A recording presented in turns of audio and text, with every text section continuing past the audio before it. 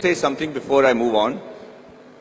See, you guys are in your, at the threshold of the dreams that you want to achieve. Please sit down. It's going to be slightly longer. And you guys are going to actually determine how the environment around you is going to progress along with you. You must know that at no point in your life is something impossible. At no point. You could be in a place, you could be born and brought up in a place like Bihar, like I have done, and be a big enough star to come and talk to people in Coimbatore as a star. Or you could be in the industry like the Tamil and Telugu industry and be known as the most exciting director. Rajamouli suddenly decides that he can make a film which is, if not better, but at par with Hollywood. And he does that staying in India, and he hits the ball right out of the park. He becomes historic in just that one moment. There is a huge lesson to be learned on things like that. Everybody keeps saying success is when the right opportunity meets the right preparation, right?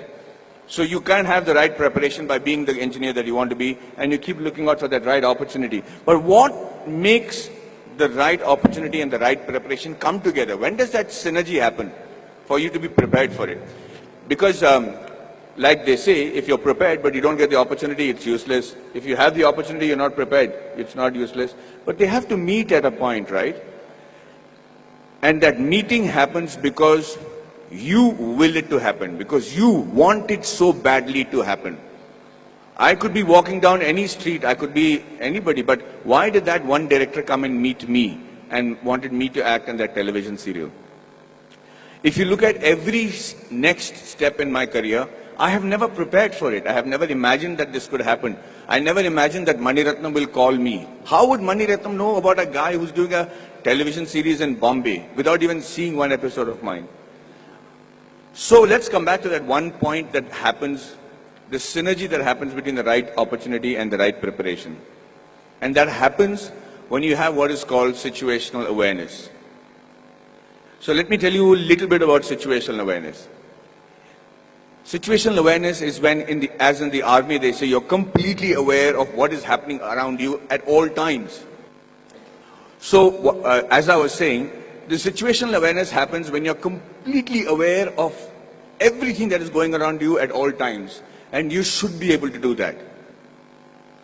When we are in the army, and if you're walking down the ground, parade ground, anybody who's involved with the defense will know what I'm saying is the truth.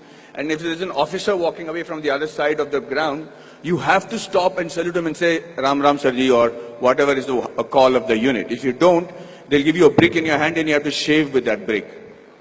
So, thank you, that's awesome. So, the situational awareness is because you should know when the enemy is around you or when there is danger around you. You know how that is taught to you from when you're a child? That's taught to you in the form of good manners, in the form of being courteous.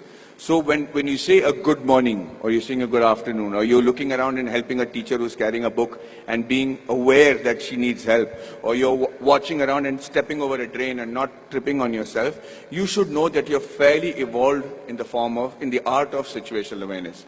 That's why people insist on teaching children good manners. And anybody who has good manners, it's not just a desire, it's not the desire just to be considered to be a polite guy, but the ability to know when somebody needs to be wished, somebody needs help, somebody is in need of assistance, or somebody has to run away. And that's why you teach your child good manners. And I will tell you today, from the bottom of my heart, I might not be completely worthy of some of the opportunities that I got, but I grabbed it like hell. And I got those opportunities simply because I was a very well-mannered person. I was able to, and with that manner, with the way you walk, with your gait, the kind of words that you use, it's very common to use normal language when you're friends and everything, but most people don't even have a vocabulary. The reason I started those classes in Kolhapur was so that I had my friends who came to me and said, Maddie, we are very good engineers, buddy. We're really good at what we're doing. But the problem is I can't speak in English, I can't speak in Marathi. So when they come from Tatas and Kirloskars for campus selections, I'm not able to communicate to them. They don't even observe a Kolhapuri boy wearing a terracotta pant and a shirt and wearing chappals and don't even consider that he could be a good engineer. So when I said the fault lies with you guys. He says, you have to break the clutter. Nobody's going to come and say, hey, you know what, maybe you're a good engineer, let me give you a shot. You have to be noticed in that very first instant. And for two reasons. One is that either you should know what is a good profession for you. If you're not able to make an impression, then quickly change it. This is not the be-all and end-all. The engineering or whichever subject that you choose to major in when you're in college does not literally have to be your lifelong profession. But give it a shot.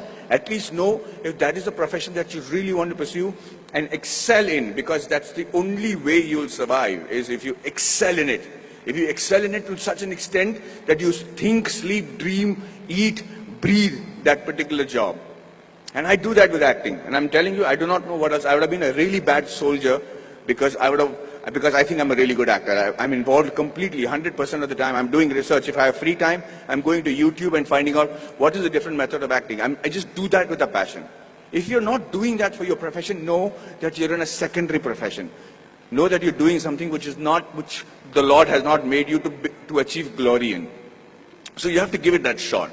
Now, what I'm trying to tell you is that Kolhapuri friends of mine who then came to me and I said, okay, let's try and see if we can change that. So at 5 o'clock in the morning, they would come to my room, we'll go to the terrace, and I started teaching them how to present themselves in the interview. Things that I had the good fortune of doing because I had many interviews and many group discussions to attend.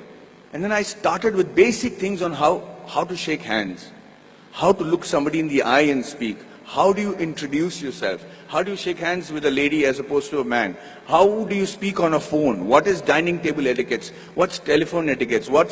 When do you use a shrimp fork or a salad fork or people might think I don't require that. I'm never going to work on those things. I'm doing my father's business. But you never know.